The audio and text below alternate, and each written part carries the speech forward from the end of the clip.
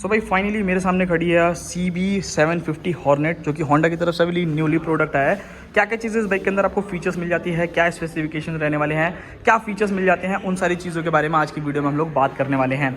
सो सबसे पहले अगर आप लुक्स एंड डिज़ाइन देखोगे तो काफ़ी अलग, काफ़ी यूनिक डिज़ाइनिंग जो है वो इस बाइक को जो है वो कंपनी ने दी है भाई। पीछे भी अगर आप देखोगे तो कुछ देख सकते हो, दो कलर्स में आती है। एक आप लोगों को वहाँ पे जो व्हाइट कलर है और ये मैट ब्लैक। मैट ब्लैक जो है ना मतलब काफ़ी अच्छा लग रहा है। डे लाइट में अगर आप लोग लेकर के जाओगे तो आप लोगों को सच्ची बता रहा हूँ मज़ा आ जाएगा। बहुत ही प्यारी जो है डिज़ाइनिंग मिलती है।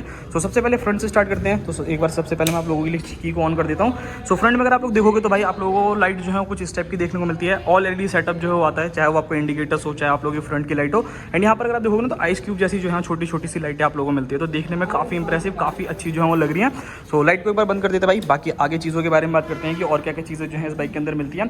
सो अगर आप साइड प्रोफाइल्स में आते हो तो साइड प्रोफाइल के बारे में अगर बात करी जाए तो इस बाइक के अंदर अगर आप लोग देखते हो तो भाई मैं इधर की तरफ से दिखा देता हूँ, थोड़ा सा उजाला नहीं आ रहा। सो इधर की तरफ से अगर आप लोग चेकआउट करोगे तो इस बाइक के अंदर जो आप लोगों को टायर सेक्शन देखने को मिलने वाला है। सबसे पहले आपको 120 सेक्शन का जो है वो आपको फ्रंट टायर देखने को मिलेगा, जो कि काफ़ी ज़्यादा ह्यूज है। काफ़ी बड़ा सा टायर जो है वो मिलता है, जैसे सुपर बाइक्स के अंदर आप लोगों को आता है ना, कुछ उस टाइप का मिलता है। यहाँ पर मैं आपको चेकआउट करा देता हूँ। 120/70 ZR17 के जो है वो आपको फ्रंट टायर देखने को मिलेंगे, जो कि काफ़ी ज़्यादा बेहतरीन रहने वाले हैं। मतलब ग्रिप वाइज अगर मैं बात करता हूँ तो यहाँ पर आपको कोई भी इशू जो है वो डेफिनेटली फेस करने को नहीं मिलेगा। डिस्क ब्रेक्स के बारे में बात करूँ तो काफ़ी सुंदर सुंदर सी पैटल डिस्क ब्रेक्स आप लोगों को मिलती है बाइक के अंदर, यानी कि 296 mm की फ्रंट डिस्क आपको मिलेगी। मतलब डुअल डिस्क ब्रेक्स आप लोगों को फ्रंट के अंदर देखने को मिलेंगे, जिससे ब्रेकिंग जो है वो काफ़ी सॉलिड होती है। और उससे ज़्यादा इंपॉर्टेंट चीज़ पता है क्या है, यहाँ पर अगर आप चेकआउट करोगे ना तो भाई आपको निसिन के ब्रेक कैलिपर्स देखने को मिल रहे हैं। मतलब होंडा की कोई भी बाइक लोगे ना, मतलब छोटी से छोटी भी लोगे, इवन अगर आप लोग हॉर्नेट 2.0 की तरफ भी जाओगे ना तो उसके अंदर भी आप लोगों को निसिन के ही कैलिपर्स देखने को मिलते हैं। सो ब्रेकिंग वाइज अगर आप लोग देखते हो तो कहीं पे भी आपको कोई इशू जो है वो नहीं होने वाला।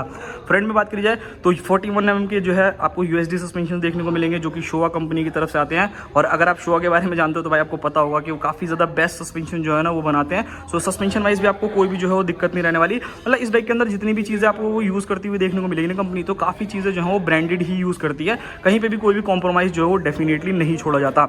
नाउ अब बात करते हैं इस बाइक के इंजन के बारे में कि यहाँ पर आपको इंजन में क्या चीज़ें मिलती है। सो यहाँ पर अगर आप देखोगे तो होंडा की रिलायबिलिटी भाई आप सभी को बहुत अच्छे तरीके से मालूम होगा।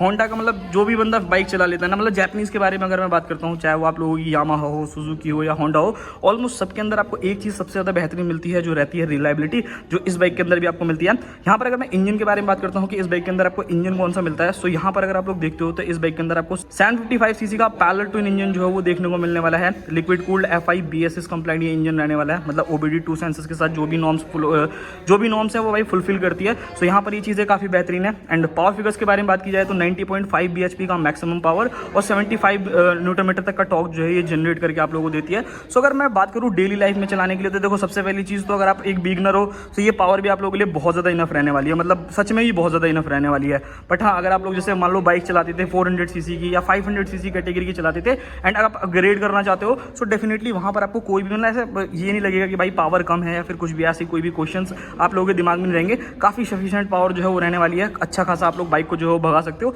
एंड डेली लाइफ में कैसे भी यूज़ करना हो, लॉन्ग राइड्स यूज़ करना हो, आप लोगों को शॉर्ट में कहीं पे जाना हो या फिर कहीं पे भी चलाना हो, बहुत ईजिली जो है वो रहेगी। और एक चीज़ जो मतलब जैसे एक तरीके से कह सकते हैं जो बड़ी बाइक्स होती है ना, उनमें क्या रहता है, आप कहीं पे भी पार्क कर दो तो बाइक कहीं ना कहीं कोई ना कोई छेड़खानी जो है वो करता रहता है। सो इन बाइक्स के साथ नहीं है ना, देखने में काफ़ी हद तक मतलब ऐसा लगती है कि नॉर्मल बाइक जैसी है, बट लुक्स एंड डिज़ाइन जो है वो भी काफ़ी ज़्यादा बेटर मिलता है। यहाँ पर अगर आप देखोगे तो होंडा का बैजिंग देखने को मिलेगा, यहाँ पर आपको हॉर्नेट देखने को मिल जाएगा, 6 स्पीड का गियर बॉक्स है। एंड यहाँ पर अगर बात करी जाए इन सारी चीज़ों के बारे में तो यहाँ पे भी आप लोगों को जो सारी की सारी चीज़ें मिलती है काफ़ी प्रीमियम, काफ़ी अच्छी क्वालिटी की मिलती है। सो कॉम्प्रोमाइज़ नहीं है। यहाँ पर आप लोग फुट पैक चेकआउट कर सकते हो।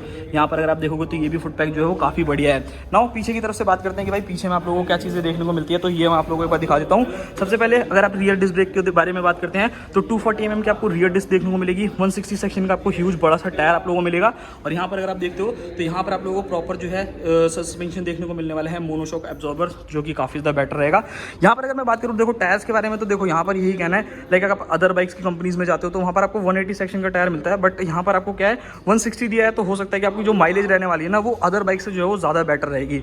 मतलब अच्छी खासी ठीक ठाक ग्रिप जो है वो आपको प्रोवाइड कर देगी। और उसके साथ अगर माइलेज देखोगे तो माइलेज भी काफ़ी अच्छी मिलने वाली है, वहाँ पर कोई कॉम्प्रोमाइज़ नहीं है। और यहाँ पर अगर आप एग्जॉस्ट देखोगे तो भाई काफ़ी बढ़िया है। और यहाँ पर एक तरीके से डुअल बैलेट टाइप का एग्जॉस्ट है, मतलब 2 होल जो है वो मिल जाते हैं, काफ़ी बड़ा सा एग्जॉस्ट है। सो साउंड भी जो है वो काफ़ी बेहतरीन रहने वाली है, वो भी मैं क्लिप जो है वो ऐड कर दूँगा, आप लोगों के पास साउंड सुन लेना।